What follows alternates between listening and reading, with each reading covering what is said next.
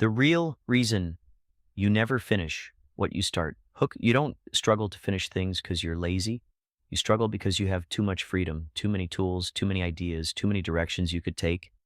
And when everything is possible, nothing gets completed. If you've ever started something with insane excitement, a YouTube channel, a business idea, a book, a fitness plan, a song, and it's fine, and then quietly abandoned it weeks later, this isn't a motivation problem. It's a design problem. And once you understand it, finishing projects becomes a skill, not a personality trait. The pattern nobody talks about. Let me start with something personal. Recently, I wrote and produced a short piece of music. I composed it, recorded it, mixed it, and even shot a small video to go with it. And nothing crazy. It wasn't a full album. It wasn't a cinematic masterpiece. It was short, but it was finished, and that mattered. Because I've been playing guitar for over a decade, I've had hundreds of musical ideas. If you scroll through my voice memos, you'll find a graveyard of half-sung melodies and unfinished riffs. I'm very good at starting. I'm very good at having ideas. I'm not very good at finishing.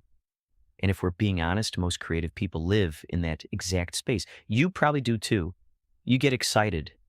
You feel inspired. You imagine the final result.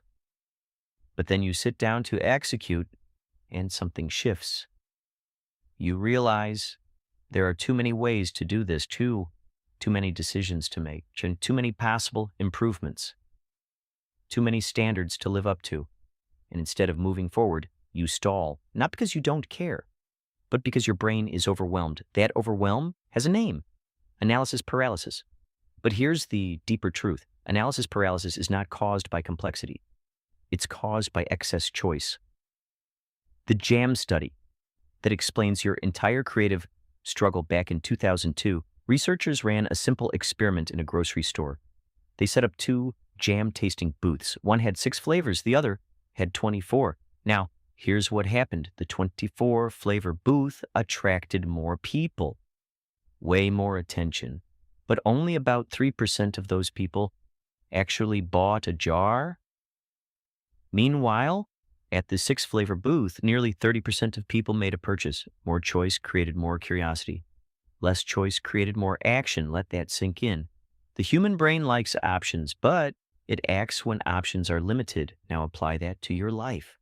When you start a YouTube channel today, you're not choosing between one format. You're choosing between educational, vlog, commentary, documentary, short form, long form, high production, minimalist, faceless as personal brand, first AI enhanced and animated, and that's just format. Now add editing styles, thumbnails, camera setups, branding, niches.